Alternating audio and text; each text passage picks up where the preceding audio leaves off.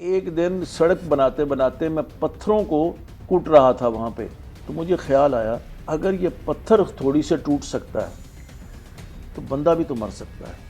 بعد میں کہتا ہے میں نے جب یہ کرائم اتنے زیادہ کیے تو بعد میں مجھے ایک عادت پڑ گئی، ایک ایڈکشن سی ہو گئی مجھے، عورتوں کو ننگا کرنے کے معاملے میں ان کے اوپر ہاتھ پھیرتا تھا۔ السلام علیکم ناظرین، آپ کی آواز کے ساتھ علی اکبر ایک مرتبہ پھر آپ کی خدمت میں حاضر ہے۔ ناظرین، آج ہم جس شخصیت کے ساتھ موجود ہیں وہ کسی تعارف کے محتاج نہیں۔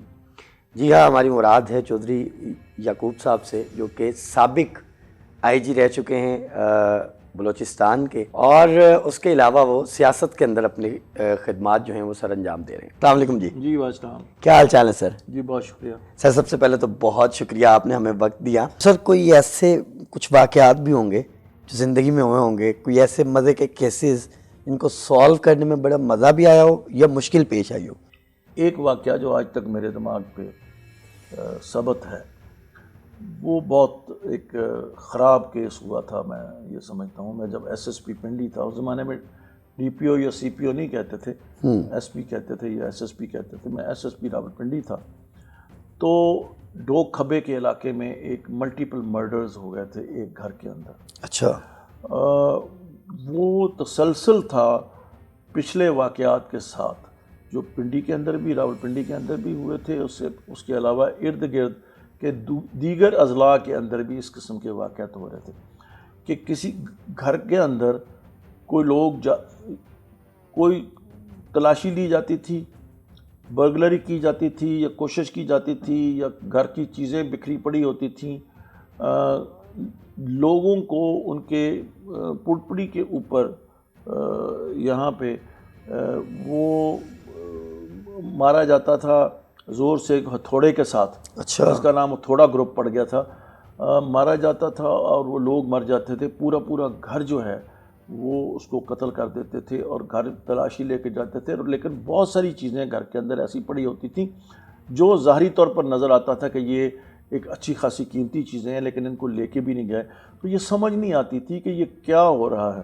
پھر وہ جو عورتیں ہوتی تھیں گھر کی، ان کو ننگا کیا جاتا تھا، ان کی شلواریں اتاری جاتی تھیں۔ تو یہ واقعات راولپنڈی میں میرے ہوتے ہوئے بھی ایک سے زیادہ واقعات ہوئے۔ اور 11 اگست مجھے یاد ہے، میں اپنے ڈی آئی جی صاحب، افسر علی شکری صاحب تھے ڈی آئی جی، ان کے ساتھ ہم پریزیڈنسی میں کھڑے تھے 11 اگست کو۔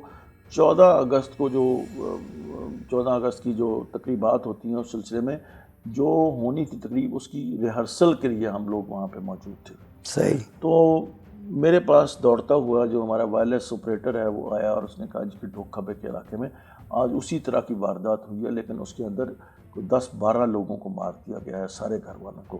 صحیح۔ تو مجھے ڈی آئی جی صاحب، میں نے ان کو بتایا تو مجھے ڈی آئی جی نے کہا کہ جی آپ چلے جاؤ موقع کے اوپر اور پولیس کو آپ آرڈر کر دو کہ وہ ریزرو جو ہے وہ اکٹھی ہو جائے پولیس کی، کہ آج اس کے خلاف لوگ ضرور جلوس نکالیں گے، کوئی نہ کچھ اس کے خلاف ری ایکشن ہوگا۔ صحیح۔ تو میں جب موقع پہ پہنچا تو شیخ رشید صاحب جب تب کونسلر ہوتے تھے، جو موجودہ منسٹر انٹیریئر، جی جی، تو یہ وہاں پہ لوگوں کو اکٹھا کر کے تو جوش دلا رہے تھے۔ تو میں نے ان کو کہا کہ آپ نہ یہ کام کریں۔ انہوں نے کہا نہیں جی بڑا ظلم ہو گیا ہے، اتنے لوگ مر گئے ہیں اور یہ تو بڑی زیادتی ہو گئی ہے۔ باہر سے انہوں نے جلوس نکالا، لوگ اکٹھے ہوتے گئے، جلوس میں اور ڈپٹی کمشنر جلوس کے ساتھ سارا دن پھرتے رہے۔ اس زمانے میں جنرل ضیاء الحق پریزیڈنٹ تھے، صحیح، اور اپنا جنیجو صاحب پرائم منسٹر تھے۔ تو وہ پھر میٹنگ پریزیڈنٹ نے بلائی اور اس میں کمشنر اور ڈی آئی جی کو بلایا اور پوچھا کہ بھی کیا ہو سکتا ہے۔ تو جانے سے پہلے مجھ سے ڈی آئی جی صاحب نے پوچھا کہ آپ کا خیال کیا ہے کہ یہ کیا ہو سکتا ہے؟ تو میں نے ان سے یہ کہا جی کہ یہ مجھے نارمل کرائم نہیں لگتا، کیونکہ اس قسم کے اور بھی واقعات ہوئے ہیں۔ دو ہی صورتیں ہیں، ایک صورت تو یہ ہے کہ یہ کوئی سائیکوپیتھ، صحیح، کوئی سائیکولوجیکل پیشنٹ ہے جو یہ کام کر رہا ہے، کیونکہ کوئی چوری کر کے بھی نہیں لے کے جاتا، اور عورتوں کو بھی ننگا کرتا ہے، ساتھ وہ گھر کی بھی ساری تلاشی لیتا ہے۔ اور دوسری جو تھیری میرے دماغ میں آئی وہ یہ تھی کہ اس زمانے میں افغان وار ہو رہی تھی اور وہ افغانستان کے اندر رشیا جو ہے وہ اس کی فورسز اور سوویٹ یونین کے لوگ، اور وہاں پہ وہ سارا کچھ تھا۔ تو ایک یہ تھا کہ شاید اس کا انہوں ریئیکشن نے رشینز نے کوئی شاید یہ پاکستان کی گورنمنٹ کو لوگوں کو متنفر کرنے کے لیے گورنمنٹ کے خلاف اس قسم کے واقعات کرا رہے ہیں تاکہ ملک کے اندر انسٹیبلٹی ہو جائے. تو خیر وہ ڈی اے جی صاحب وہاں پہ گئے تو ڈسکشن میں تو انہوں نے واپس آ کے مجھے کہا کہ پریزیڈنٹ نے کہا ہاں یہ ضرور رشینز کر رہے ہوں گے, انہوں نے یہ کیا ہوگا. بہر صورت ہم تفتیش کرتے رہے. اس کے بعد یہ سلسلہ رک گیا کچھ عرصے کے لیے, ایک سال کے لیے رک گیا. پھر ایک سال کے وقفے کے بعد دوبارہ یہ سلسلہ شروع ہوا اور ٹیکسلا کے اندر اور واہ کے اندر 2 واقعات اس طرح کے مزید ہو گئے. تو ایک رات کو لوگ اپنے گھروں میں چھتوں کے اوپر سونا شروع ہو گئے کیونکہ ساری رات وہ خوف سے سو نہیں سکتے تھے کہ جی وہ تھوڑا گروپ والے آ جائیں گے اور وہ مار دیں گے. ایک گھر میں ایک دن ایک شخص نے دیوار پھلانگ کے اندر داخل ہونے کی کوشش کی اور اس کے پیچھے لوگ بھاگے, وہ جا کے چھپ گیا. 2 گھنٹے کے بعد ارلی مارننگ کے قریب تقریباً دوبارہ اس نے اسی گھر کے اندر کوشش کی جانے کی. لوگوں نے اس کو فالو کیا, اس کو پکڑ لیا, اس کو مارا, وہ زخمی ہو گیا, ہاسپٹلائز ہو گیا. تو میں نے ڈی ایس پی جو تھے وہاں پہ میں نے ان سے کہا اچھا, تو اس کی تلاشی میں اس کی جیبیں بڑی بڑی تھیں, اس نے سلوکا اوپر پہنا ہوا تھا اور نیچے جانگیا پہنا ہوا تھا. تو میں نے ڈی ایس پی سے یہ کہا کہ یہ اس بندے کو ذرا سمپتھی دکھا کے اس کے ساتھ اور اس کو ذرا ہمدردی دکھا کے اور اس کے ساتھ اس کو کوئی انویسٹیگیٹ کرنے کی کوشش کرو اور انٹیروگیٹ کرو. تو اس نے وہی کیا, اس کے ساتھ اس کو دودھ شودھ پلایا, اس کا خیال کیا, اس کے ساتھ سمپتھی دکھائی. تو وہ اس کو کہنے لگا جی یہ ٹیکسلا کے لوگ بڑے ظالم ہیں, دیکھو جی انہوں نے کتنا مارا ہے مجھے, میرے ساتھ بڑا ظلم کیا.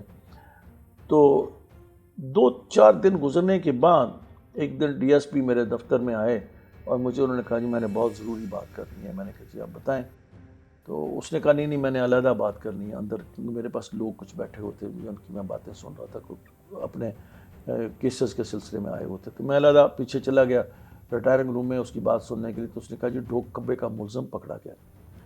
تو میں نے کہا وہ کدھر ہے, کیا ہے, کون ہے؟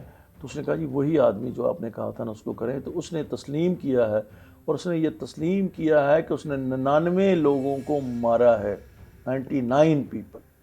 اور اس نے بتایا کہ فلاں فلاں فلاں جگہوں کے اوپر سارے واقعات میں نے کیے تھے اور میں اکیلا یہ کرتا تھا.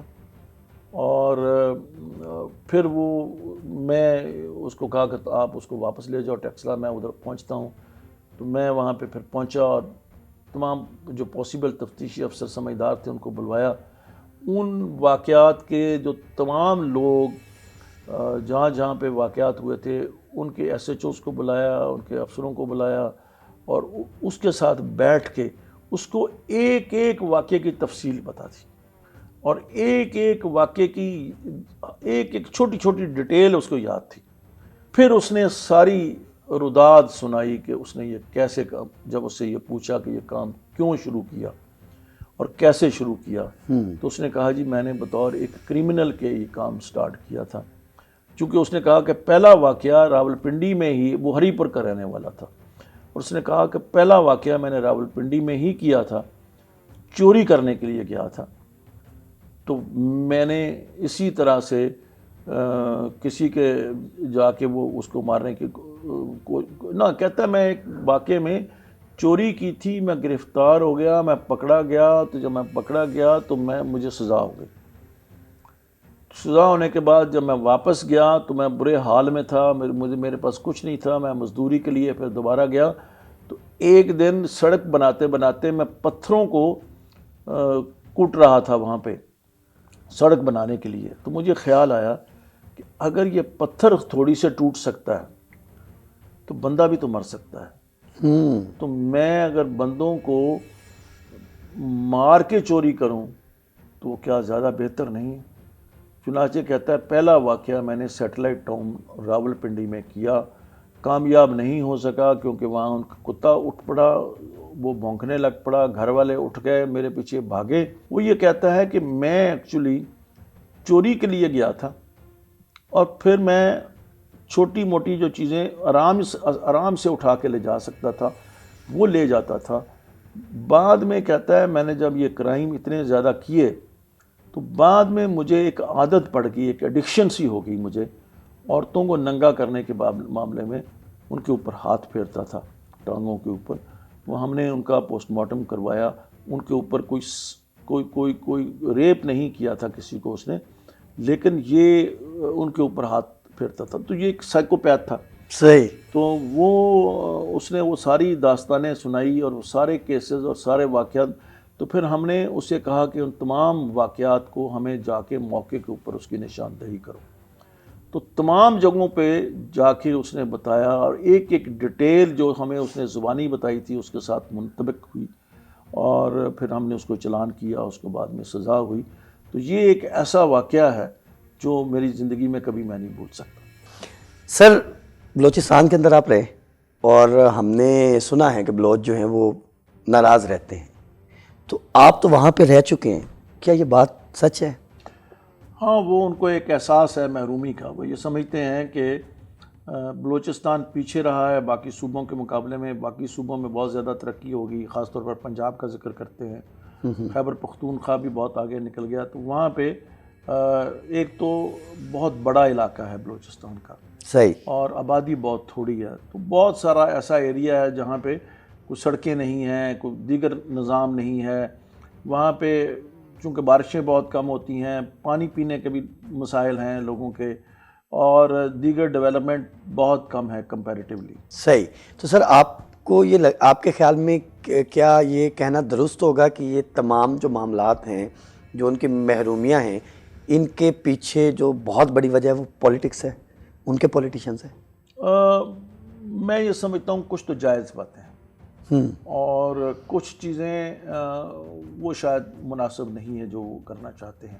صحیح. مطلب یہ ہے کہ کچھ ان کے اندر ایک ایسا طبقہ بھی موجود ہے جو بلوچستان سے علیحدگی کی بات کرتا ہے، جو گریٹر بلوچستان کی بات کرتے ہیں، وہ آزاد بلوچستان کی بات کرتے ہیں. صحیح. ان کے خیال میں بلوچ جو بلوچستان کے اندر رہتے ہیں، اس کے علاوہ جو بلوچستان کا وہ ایریا، یعنی بلوچوں کا وہ ایریا جو افغانستان کے اندر شامل ہے، اور کچھ ایریا جو بلوچوں کا ایران کے اندر شامل ہے، سب کو مل کے، اور ان کے پاس بہت بڑا ساحل ہے اور سمندر کے ساتھ ان کا علاقہ لگتا ہے. تو وہ ایک بڑی وائبل، ایک مناسب قسم کی ریاست انڈیپینڈنٹ بن سکتے ہیں، اور وہ یہ سمجھتے ہیں کہ انہیں انڈیپینڈنس کا حق ہے. یہ لیکن ایک بہت ہی چھوٹا سا طبقہ ہے جو اس طرح سے سوچتا ہے.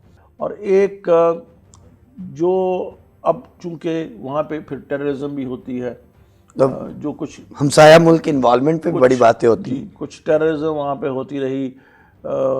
کچھ اس ٹیررزم کے نتیجے میں جو ان کی طرف سے بھی جو ٹیررسٹ آرگنائزیشن ہے بڑی زیادتیاں ہیں، کیونکہ حکومت پاکستان کے پاس ایک باقاعدہ کنفرمڈ انفارمیشن ہے کہ ان کو فائنینس کیا جا رہا ہے باہر سے، ان کو اسلحہ پہنچایا جاتا ہے.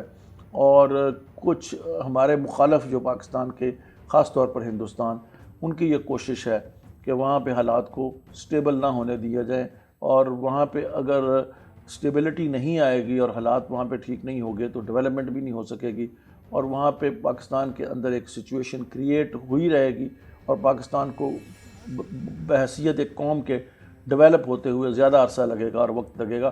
تو پاکستان کے لیے مشکلات پیدا کرنے کے لیے اس طرح کے کچھ ملک ہیں جو پاکستان کے اندر اس طرح دخل اندازی کرتے ہیں. صحیح.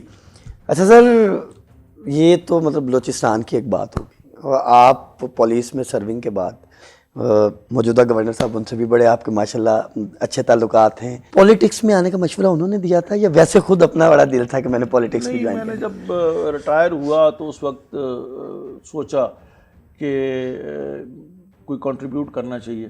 صحیح. میں سمجھتا تھا کہ میں ابھی صحت میری مجھے اجازت دیتی ہے کہ میں ملک میں کچھ جو مین سٹریم میں آ کے، سیاست کے اندر آ کے کوئی کنٹریبیوٹ کر سکوں. اچھا سر، جب آپ نے پولیس جوائن کی تب تو ٹیکنالوجی نہیں تھی، جدت نہیں تھی، مشکلات ہوتی ہوں گی کیس کو سالو کرنے کے لیے، تب میں اور اب میں فرق کتنا دیکھتے ہیں؟ بہت فرق ہو گیا، بہت فرق ہو گیا. مطلب پولیس کے اندر ایک تو تعداد پولیس کی اپنی بہت تھوڑی تھی اس زمانے میں. اب پولیس پہلے سے بہت تعداد، اس کی جو اسٹرینتھ ہے اس کی بہت بہتر ہو گئی ہے پہلے سے. ٹیکنالوجی بہت آ گئی ہے. بہت شکریہ آپ کے قیمتی وقت کا. اور ناظرین، یقیناً آپ یہ جو گفتگو ہے اس سے بہت زیادہ محظوظ ہوئے ہوں گے، اور خاص طور پہ یہ جو کیس تھا تھوڑے گروپ والا، اس نے آپ کو بڑا جھنجھوڑا ہوگا اور بڑا حیران کیا ہوگا.